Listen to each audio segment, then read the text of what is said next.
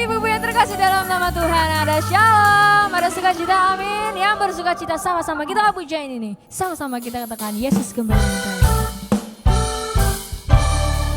Yesus, kau gembala yang baik, kau berikan aku Roh Kudus-Mu, dan takku dapati kekurangan di dalam hidupku sekarang. Berkat-Mu Tuhan atasku melimpah, glory, glory, glory, haleluya, dan sukacita darimu tumpah-padu, glory, glory, glory, haleluya.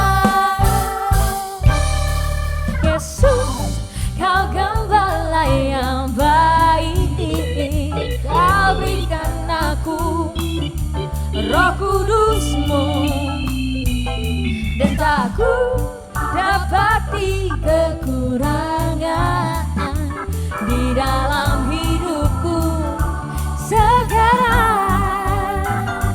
Berkat-Mu Tuhan atasku melimpah, glory, glory, glory, haleluya, dan sukacita darimu pun penuh, glory, glory, glory, haleluya. Berkat-Mu Tuhan atasku melimpah, glory, glory, glory, haleluya, dan sukacita darimu pun penuh, glory, glory, glory, haleluya, glory, glory, glory, haleluya, glory, glory, glory, haleluya. Mari kita beri tepuk tangan yang meriah untuk Yesus Kristus.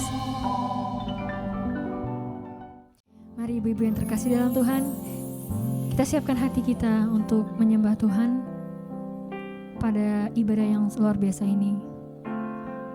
Mari kita tundukkan kepala, kita berdoa. Tuhan Bapa yang baik, yang luar biasa, kami bersyukur Tuhan kami bisa berkumpul dalam ibadah PA Wanita secara online pada sore hari ini Bapa. Kiranya Kau berkati Tuhan Yesus ibadah kami.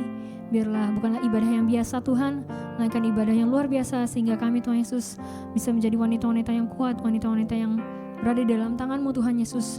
Biarlah Bapa Engkau yang tuntun setiap langkah kami Tuhan. Kami serahkan semua hidup kami dalam tangan pengasihan-Mu Tuhan Yesus. Yang percaya ibu-ibu sama-sama kita katakan amin.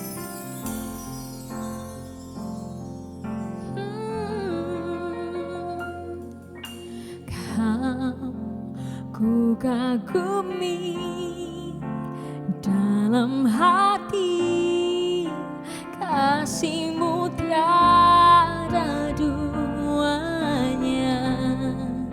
Sampai kini ku akui, kasih-Mu tiada duanya.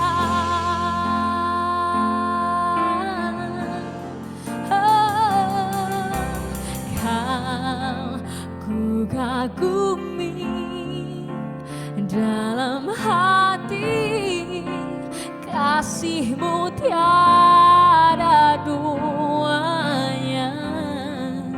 Sampai kini ku akui, kasih-Mu tiada duanya. Kita pujiannya dari awal, sama-sama kita katakan. Belum pernah ada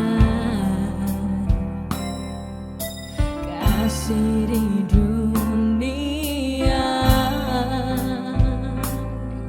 yang sanggup menerima diriku apa adanya selain kasih-Mu.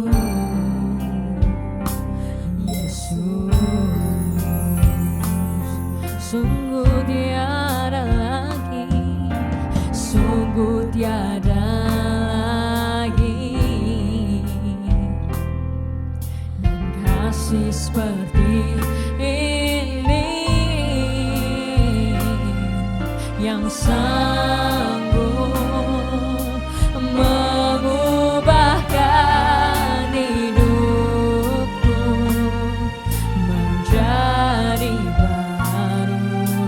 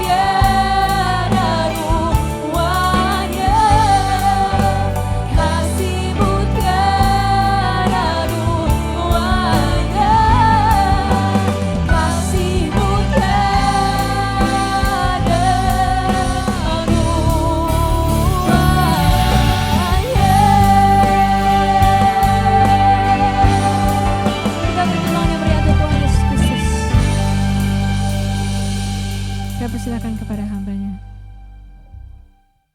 Salam ibu-ibu yang dikasihi oleh Tuhan Yesus, terima kasih. Kita bersyukur sore hari ini kita sudah menikmati hadirat Tuhan, kita sudah memuji dan memuliakan Tuhan. Sekarang kita akan diberkati oleh kebenaran firman Tuhan. Sebelumnya kita bersatu dulu di dalam doa.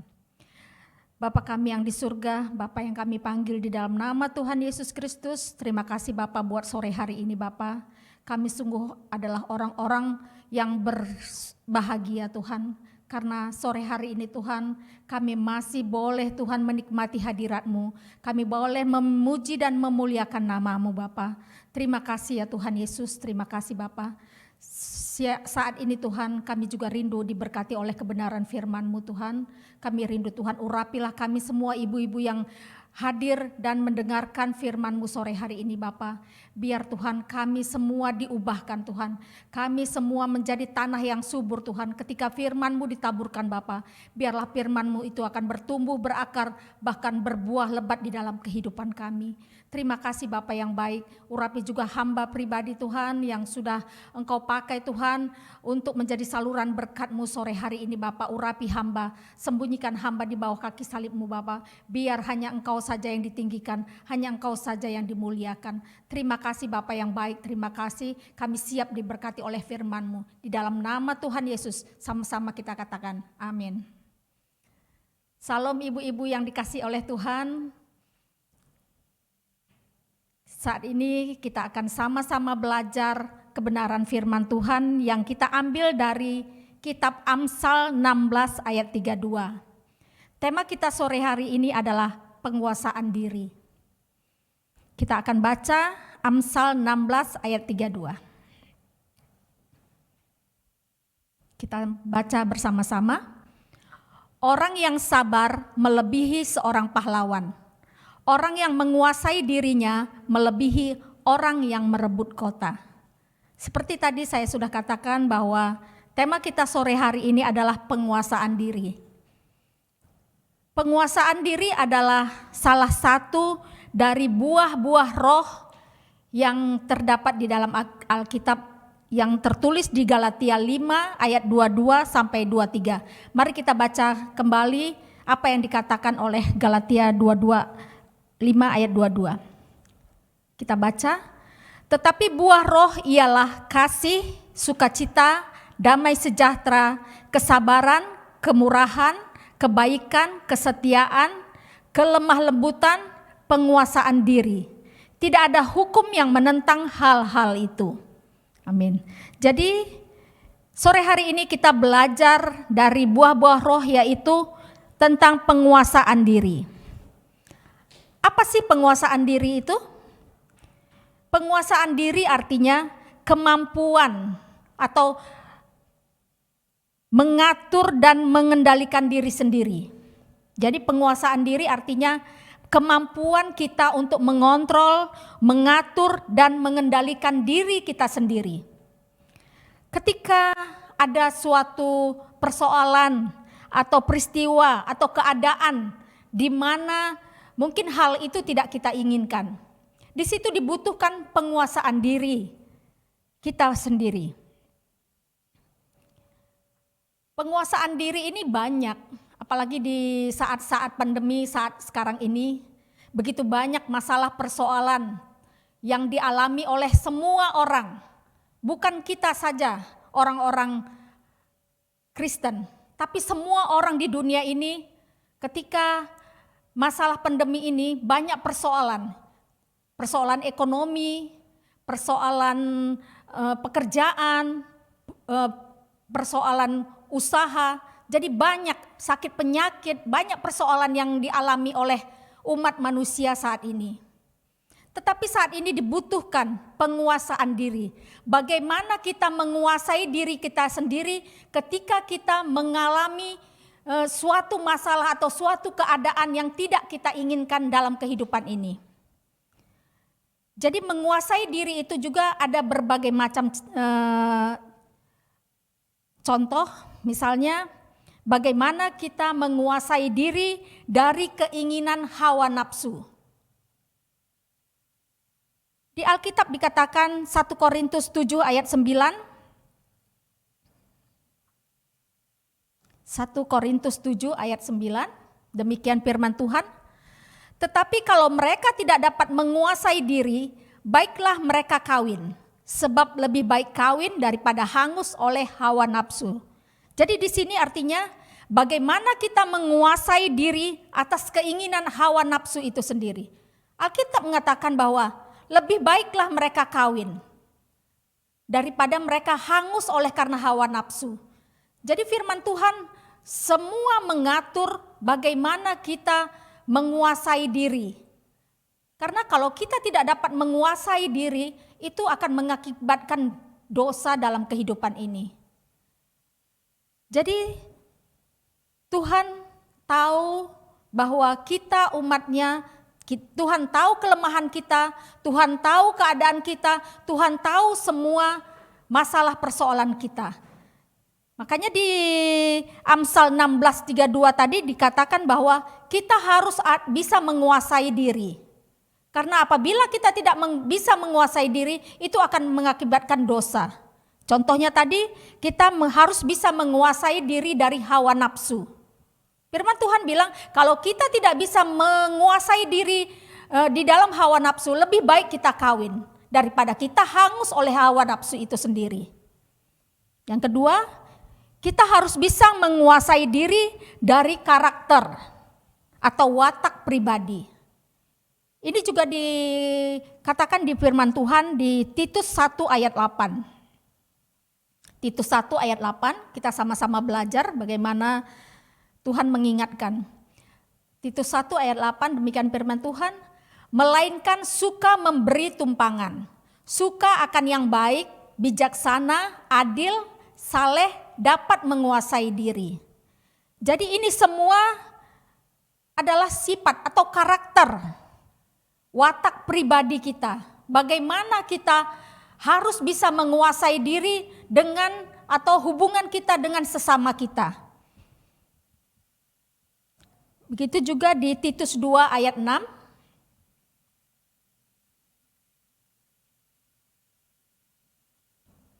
Demikian juga orang-orang muda, nasihatilah mereka supaya mereka menguasai diri dalam segala hal. Jadi firman Tuhan juga mengingatkan kepada anak-anak muda, supaya anak-anak muda bisa menguasai diri di dalam pergaulan mereka, di masa muda mereka. Agar anak-anak muda juga tahu batasan-batasan yang mana sesuai dengan kebenaran firman Tuhan, yang mana yang tidak sesuai dengan kebenaran firman Tuhan. Dalam pergaulan, dalam berhubungan pacaran. Jadi semua anak-anak muda juga harus bisa menguasai diri. Karena kalau tidak bisa menguasai diri, anak-anak muda juga bisa jatuh dalam dosa. Dan Tuhan tidak menginginkan hal yang demikian. Jadi menguasai diri juga bisa dalam hal makanan. Banyak orang-orang yang tidak bisa menguasai diri ketika makan. Makan apa saja dimakan, tidak ada batasan. Itu juga bisa mengakibatkan penyakit. Jadi dalam hal makanan pun kita harus bisa menguasai diri. Dalam hal tidur, istirahat, kita juga harus bisa menguasai diri. Karena tidur kebanyakan juga tidak baik bagi kesehatan kita. Jadi itu juga perlu penguasaan diri. Dalam bekerja, kita juga perlu penguasaan diri. Hubungan kita dengan teman bekerja, hubungan kita di dalam waktu bekerja, dalam tindakan-tindakan yang kita lakukan, itu semua perlu penguasaan diri. Misalnya dalam hubungan pekerjaan di kantor, kita di kantor banyak teman, banyak rekan kerja, dan pasti berbeda di dalam pikiran, berbeda di dalam pendapat. Jadi hal itu juga kita perlu penguasaan diri. Bagaimana kita boleh menahan amarah kita. Mungkin kita tidak satu pendapat atau tidak satu tujuan. Tapi kita perlu penguasaan diri supaya hubungan kerja antara teman di kantor juga bisa harmonis. Jadi itu pun perlu penguasaan diri. Di dalam pelayanan juga di gereja kita perlu penguasaan diri. Karena sesama kita pengerja ataupun hamba-hamba Tuhan, itu juga membutuhkan penguasaan diri. Karena kalau tidak bisa menguasai diri, itu juga akan membuat hubungan satu dengan yang lain tidak baik. Dan itu akibatnya juga bisa membuat hal yang negatif dalam pelayanan. Itu juga kalau jika kita tidak bisa menahan diri atau menguasai diri, itu juga tidak baik. Penguasaan diri dalam berkata, itu juga perlu. Misalnya kalau kita sama teman juga, atau sama orang tua, atau sesama pengerja, atau sesama tetangga atau saudara, itu kita perlu penguasaan diri. Jika kita tidak ada penguasaan diri, akan ada amarah yang tidak bisa mengontrol, tidak bisa terkontrol. Jadi hal yang tidak perlu dilakukan itu akan kita lakukan. Itulah akibatnya kalau kita tidak bisa menguasai diri, tidak bisa menguasai amarah. Jadi perlu penguasaan diri dan kesabaran.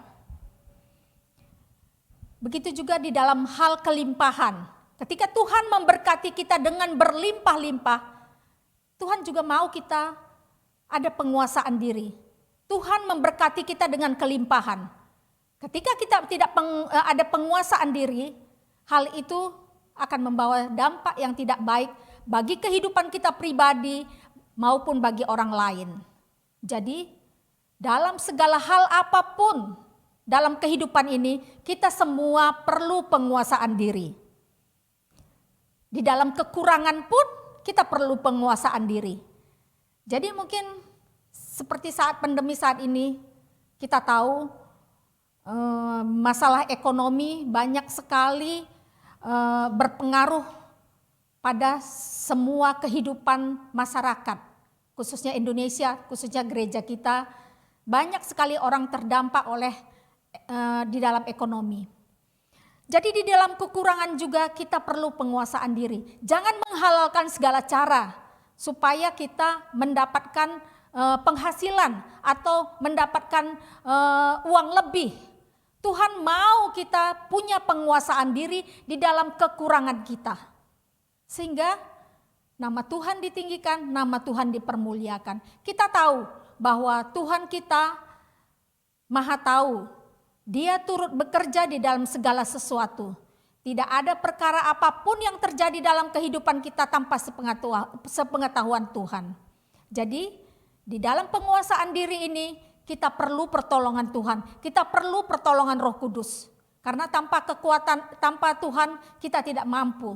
Oleh sebab itu kita perlu Tuhan di dalam segala aspek kehidupan kita. Mengapa kita harus menguasai diri? Untuk apa? Jadi tujuan kita menguasai diri, gunanya apa sih? Menguasai diri supaya kita dapat berdoa. Karena kita tahu tadi bahwa tanpa pertolongan Tuhan, tanpa pertolongan Roh Kudus, kita tidak akan mampu menguasai diri kita sepenuhnya. Jadi untuk apa kita menguasai diri?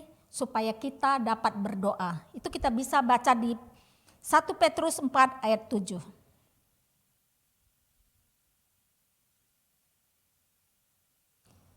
1 Petrus 4 ayat 7 demikian firman Tuhan. Kesudahan segala sesuatu sudah dekat.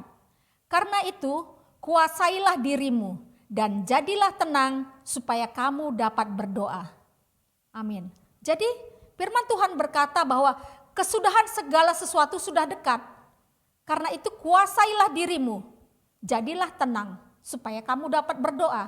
Karena kita tahu ketika kita tidak tenang, ketika kita ada amarah ataupun pikiran kita yang membuat kita kacau, itu pasti kita tidak akan bisa berdoa. Makanya firman Tuhan bilang, buatlah dirimu tenang, biar kita bisa berdoa. Jadi perlu penguasaan diri, supaya kita berdoa, supaya kita bisa berdoa. Karena dengan pikiran tenang, dengan ada penguasaan diri, baru kita bisa berdoa. Ketika kita berdoa, kita mohon pertolongan kepada Tuhan, kita mohon pertolongan Roh Kudus untuk memampukan kita, untuk kita boleh menguasai diri kita, untuk tidak marah, untuk tidak mengambil tindakan yang salah dalam segala persoalan yang kita hadapi. Yang kedua, mengapa kita harus bisa menguasai diri? Menguasai diri juga penting untuk kepentingan bersama, bukan untuk kepentingan kita pribadi, tapi itu juga untuk kepentingan bersama. Kita bisa baca ayatnya di 2 Korintus 5 ayat 13.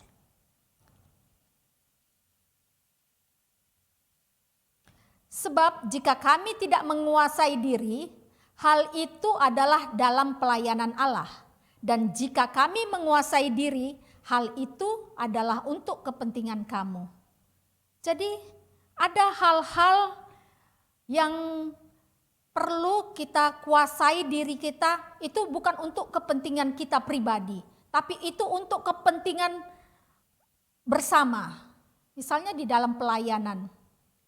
Di dalam pelayanan mungkin ada suatu, kita pelayanan ramai, ada bersama-sama teman pelayanan, ada suatu kunjungan atau caranya yang mungkin tidak sesuai dengan kehendak kita.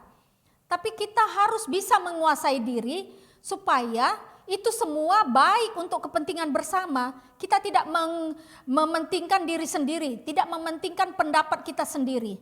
Tapi biar semuanya itu untuk kepentingan bersama. Kita ada kebersamaan, ada kesehatian. Itulah pentingnya ada penguasaan diri. Jadi tidak hanya pendapat kita saja yang mau didengar, tidak hanya tidak hanya apa kemauan kita yang harus diturutin teman-teman, tidak. Jadi semuanya untuk kepentingan bersama. Jadi harus ada penguasaan diri sendiri untuk kepentingan bersama. Dan juga ada juga menguasai diri menurut ukuran iman. Apa yang dimaksud dengan menguasai diri menurut ukuran iman? Kita bisa baca di Roma 12 ayat 3.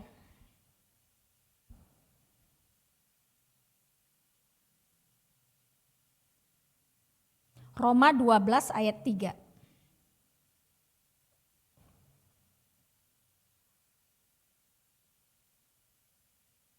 Demikian firman Tuhan.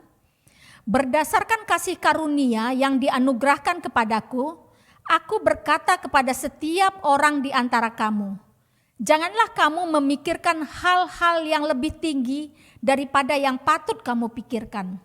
Tetapi hendaklah kamu berpikir begitu rupa, sehingga kamu menguasai diri menurut ukuran iman yang dikaruniakan Allah kepada kamu masing-masing. Jadi kita juga bisa menguasai diri menurut iman kita.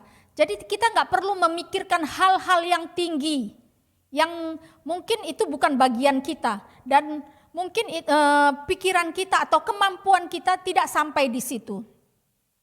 Jadi marilah kita bisa menguasai diri. Apa yang menjadi bagian kita, itulah yang harus kita lakukan. Nggak perlu kita melakukan hal-hal yang bukan bagian kita. Jadi menurut iman kita, sampai di mana standar iman kita. Jadi kita tidak perlu mengurusi hal yang bukan menjadi urusan kita. Itu juga dalam menguasai diri menurut ukuran iman. Dan juga menguasai diri karena suara hati nurani. Itu dapat kita baca di firman Tuhan di kitab Roma 13 ayat 5. Sebab itu perlu kita menaklukkan diri, bukan saja oleh karena kemurkaan Allah, tetapi juga oleh karena suara hati nurani. Jadi kita bisa menguasai diri karena hati nurani kita. Hati kecil kita ikutin. Ada lagi menguasai diri karena ada mahkota yang akan kita terima. Itu kita ambil dari 1 Korintus 9 ayat 25.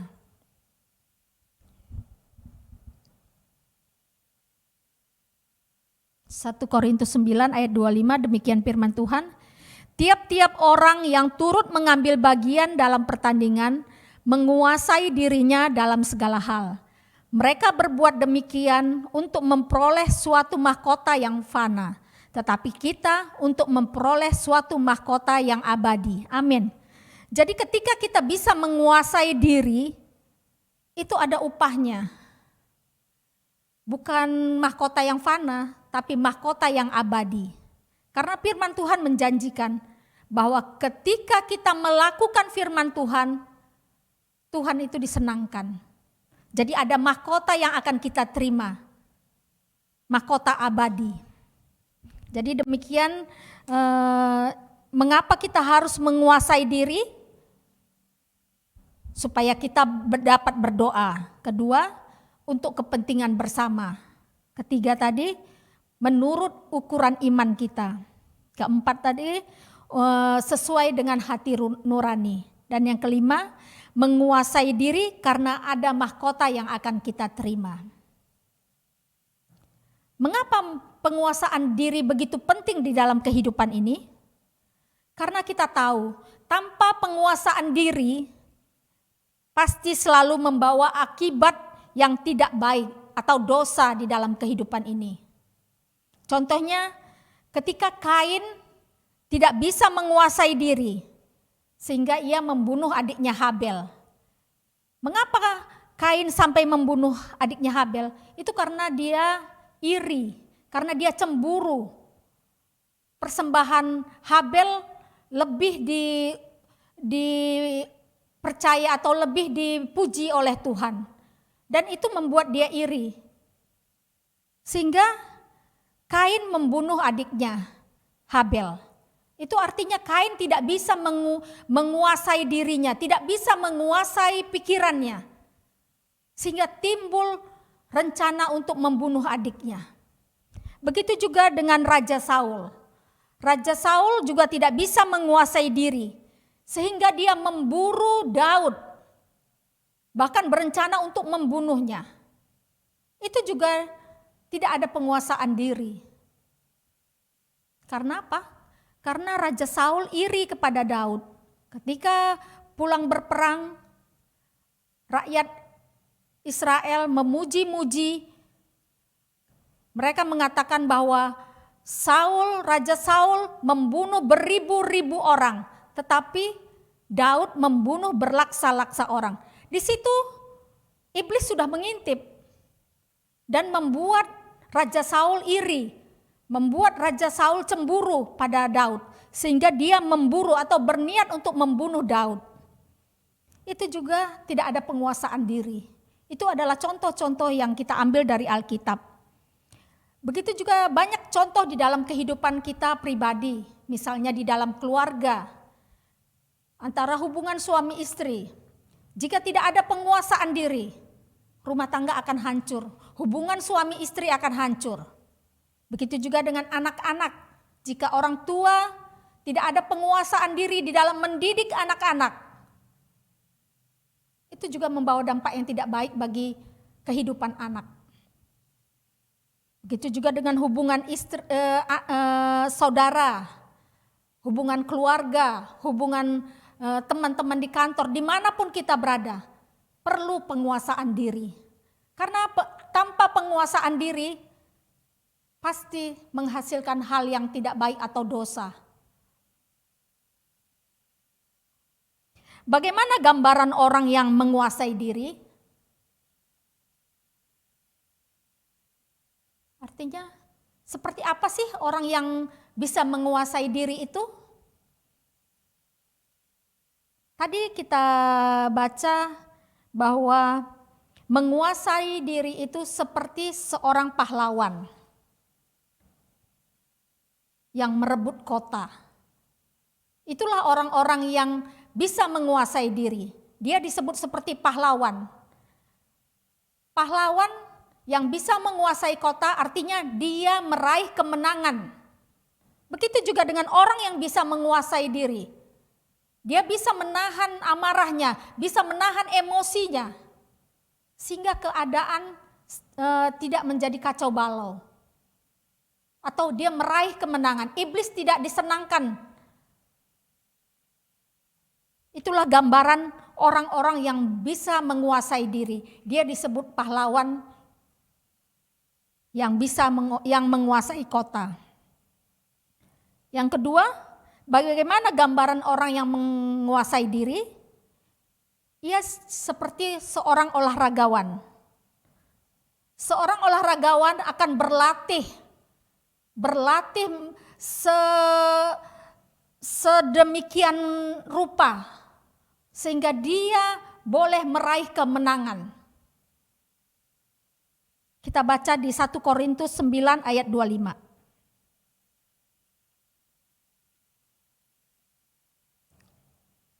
Demikian firman Tuhan.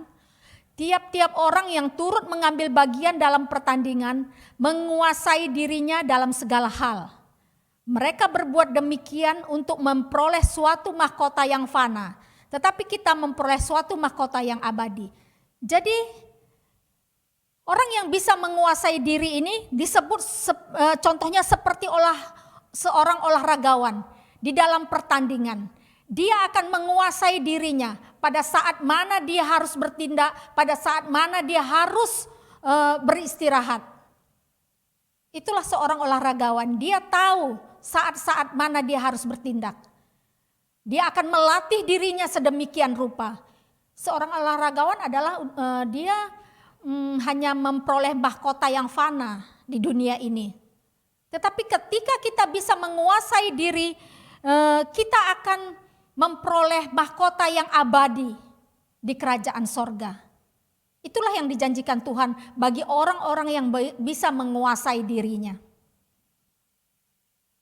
Yang ketiga, gambaran orang yang bagaimana yang bisa menguasai diri.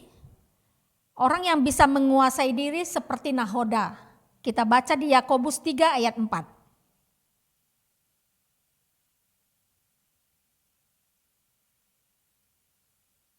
Dan lihat saja kapal-kapal, walaupun amat besar dan digerakkan oleh angin keras, namun dapat dikendalikan oleh kemudi yang amat kecil menurut kehendak jurumudi. Jadi menguasai diri itu seperti nahoda. Nahoda yang bisa menguasai kapal yang begitu besar. Kapal itu digerakkan oleh angin, tapi dapat dikendalikan oleh seorang nahoda dengan kemudi yang kecil saja. Itulah orang-orang yang bisa menguasai diri dalam situasi yang bagaimanapun. Orang yang punya penguasaan diri bisa mengendalikan keadaan.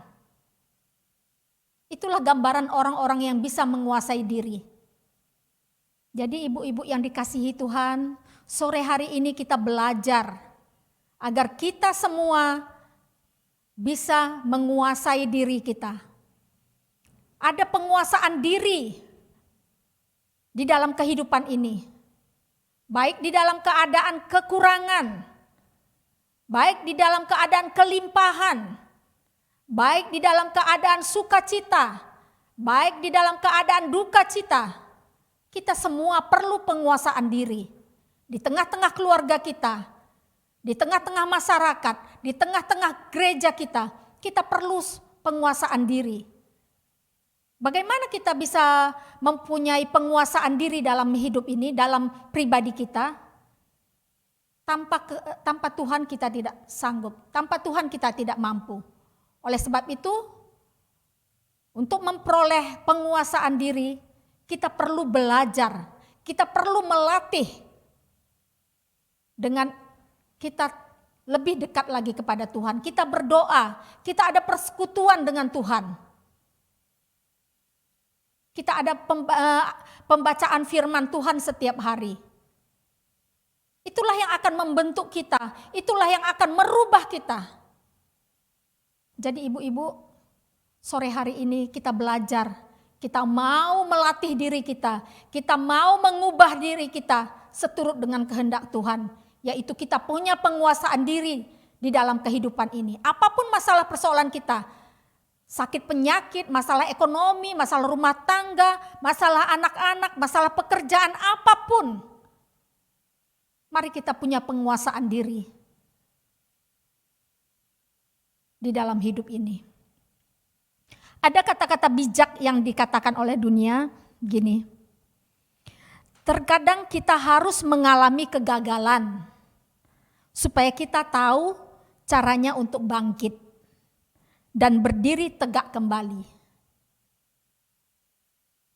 Jadi kita perlu mengalami kegagalan supaya kita tahu caranya bagaimana untuk bangkit dan berdiri untuk tegak kembali. Karena kita tahu bahwa Tuhan Allah yang kita sembah turut bekerja di dalam segala sesuatu untuk mendatangkan kebaikan bagi orang-orang yang mengasihi Dia dan yang terpanggil masuk dalam rencananya. Tuhan sanggup mengubahkan keadaan kita. Apapun keadaan kita, ketika kita datang kepada Tuhan, kita turut dalam rencana Tuhan, mau diproses Tuhan, hal yang menyakitkan sekalipun Tuhan sanggup mengubahkannya untuk mendatangkan kebaikan bagi kita. Amin. Itulah yang harus kita imanin. Kata-kata bijak yang kedua, manusia hebat adalah manusia yang bisa mengendalikan diri saat dikuasai amarah, tenang saat dipermalukan, tersenyum saat diremehkan. Hal itu berat. Rasanya tidak mungkin gitu. Bagaimana kita bisa tersenyum saat kita dipermalukan orang? Bagaimana kita bisa tersenyum saat kita diremehkan orang, tidak dipandang orang? Tapi hal itu bisa saja kalau kita bisa melatih diri kita. Seperti tadi sudah kita katakan bahwa tanpa Tuhan kita tidak sanggup. Tanpa Tuhan kita tidak kuat untuk melakukan itu semua. Tapi percayalah, kita orang-orang yang sudah dipilih Tuhan, kita orang-orang yang sudah ditebus oleh Tuhan, kita sanggup melakukannya ketika kita berjalan dengan Tuhan. Jadi sore hari ini kita belajar kembali supaya kita menjadi ibu-ibu yang kuat, kita menjadi ibu-ibu yang tangguh di akhir zaman ini. Kita punya penguasaan diri di dalam kehidupan ini. Masalah boleh ada, tapi kita percaya Tuhan kita sanggup menolong kita. Tuhan kita sanggup melepaskan kita. Demikian firman Tuhan sore hari ini. Biarlah firman ini boleh menjadi rema di dalam kehidupan kita. Sehingga nama Tuhan ditinggikan, nama Tuhan dipermuliakan. Amin. Puji nama Tuhan, kita telah selesai mendengarkan firman Tuhan. Mari kita responi firman ini dengan mengangkat pujian. Sama-sama kita katakan.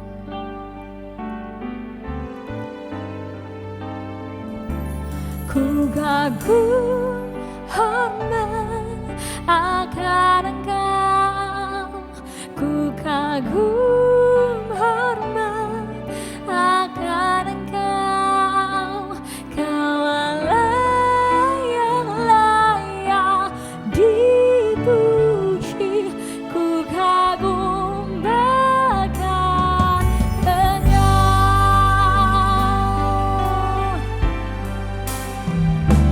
Ku kagum hormat akan Engkau. Ku kagum hormat akan Engkau. Kaulah yang layak dipuji. Ku kagum akan Engkau. Ku kagum akan Engkau. Ku kagum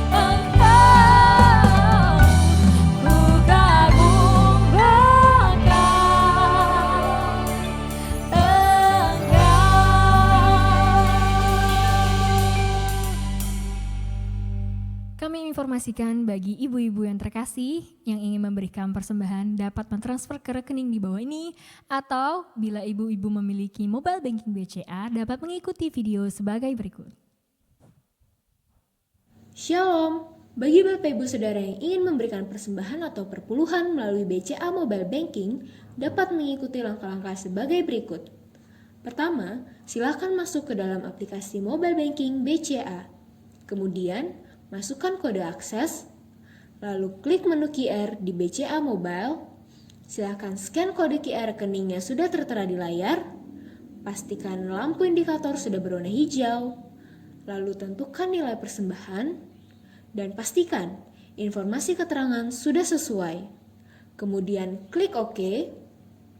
Masukkan PIN BCA Mobile Banking Bapak Ibu Saudara. Lalu klik OK. Terima kasih atas persembahannya. Tuhan Yesus memberkati. Atas persembahannya, Tuhan Yesus memberkati. Salam ibu-ibu yang terkasih, yang dalam nama Tuhan Yesus Kristus. Terima kasih Bapak. Sore hari ini kami mau berdoa syafaat di tempat ini Tuhan Yesus. Terima kasih untuk hamba-Mu yang sudah menyampaikan firman pada sore hari Tuhan Yesus. Kau berkati Ibu Sophia Ginting Bapak. Kau berkati usaha pekerjaan beliau. Bahkan Kau berkati keluarga besar Bapak. Kami berdoa di dalam nama Tuhan Yesus. Kami juga Tuhan Yesus mau berdoa Tuhan untuk gereja kami yang tercinta Bapak. Kau berkati gereja kami SBC di Serang ini Tuhan Yesus. Biarlah Tuhan Yesus dan keberadaan gereja ini Tuhan Yesus banyak jiwa-jiwa dimenangkan dalam nama Tuhan Yesus. Terima kasih Bapak, Engkau memberkati Tuhan Yesus, Bapak Gembala kami, Pak Andi Sebayang beserta Ibu Tuhan Yesus. Kau berkati segala usaha pekerjaan beliau Tuhan Yesus. Dan Kau berkati di dalam nama Tuhan Yesus, anak-anaknya semua, rumah tangga diberkati dalam nama Tuhan Yesus. Kami juga Tuhan berdoa untuk ibu-ibu di gereja SHBC Serang Tuhan Yesus. Siapapun dia Tuhan Yesus, bila Tuhan Kau berkati mereka Bapa. Kalau di saat-saat ini, di saat pandemi Tuhan Yesus, kami yakin, kami tahu Tuhan Yesus begitu berat buat ibu kami Tuhan Yesus. Untuk itu Tuhan kami berdoa Bapa, berikan kemampuan, berikan kekuatan kepada mereka Tuhan Yesus. Berikan damai sejahtera sukacita dari surga ya Bapa. Kami berdoa dalam nama Tuhan Yesus, sehingga mereka Tuhan Yesus boleh terus Tuhan melanjutkan hidup ini Tuhan Yesus dengan penuh damai sejahtera yang dari surga Bapa. Terima kasih Bapa. Hamba juga berdoa Tuhan Yesus untuk para janda-janda Tuhan Yesus. Kami doa Bapa, Kau urapi mereka Tuhan Yesus, berikan damai sejahtera kepada mereka Bapa. Bahkan Tuhan biar Roh Kudus yang memberikan kemampuan menghibur mereka Tuhan, sehingga mereka tidak merasa sendiri Bapa. Ada Roh Tuhan, Roh Kudus yang selalu menemani mereka setiap saat. Kami doa di dalam nama Tuhan Yesus. Terima kasih Bapa. Hamba juga berdoa Tuhan Yesus untuk para pengerja, untuk jemaat gereja kami SHBC di Serang Tuhan Yesus. Siapapun dia, dimanapun mereka berada Tuhan Yesus, Kau berkati mereka Bapa. Urapi mereka Tuhan Yesus. Kami juga tahu Tuhan Yesus, kalau saat ini Tuhan, banyak masih mereka yang belum bisa menyaksikan Tuhan Yesus ibadah secara offline Tuhan Yesus. Kami yakin Tuhan Yesus, siapapun mereka Tuhan yang mengikuti ibadah live streaming Tuhan juga berkati Tuhan Yesus. Biar Tuhan nama-Mu saja yang ditinggikan, dipermuliakan di dalam nama Tuhan Yesus. Terima kasih Bapak. Hamba juga berdoa Tuhan Yesus untuk bangsa dan negara kami ini Tuhan Yesus. Di saat pandemi ini Tuhan Yesus, biar Kau urapi bangsa kami Tuhan Yesus. Lepaskan bangsa kami dari COVID-19 Bapa. Bahkan Kau pulihkan kembali ekonomi bangsa kami Tuhan Yesus. Berkati Tuhan Bapak Presiden kami, Pak Widodo Tuhan Yesus, Pak Joko Widodo bersama Wakilnya Maruf Amin Tuhan Yesus.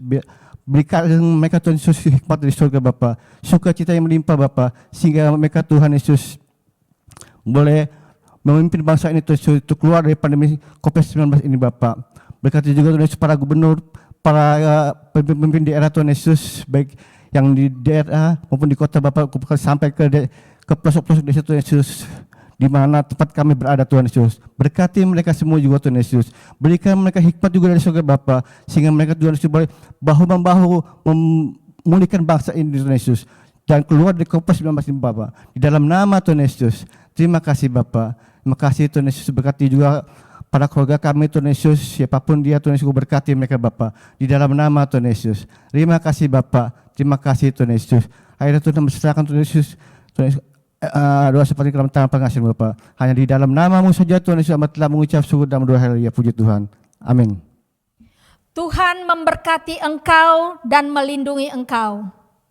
Tuhan menyinari engkau dengan wajah-Nya dan memberi engkau kasih karunia. Tuhan menghadapkan wajahnya kepadamu dan memberi engkau damai sejahtera. Mulai saat ini sampai Maranatha, Tuhan Yesus datang kedua kali menjemput kita di awan-awannya. Amin. Puji nama Tuhan, ibadah telah selesai. Sampai bertemu di ibadah Kamis depan. Tuhan Yesus memberkati.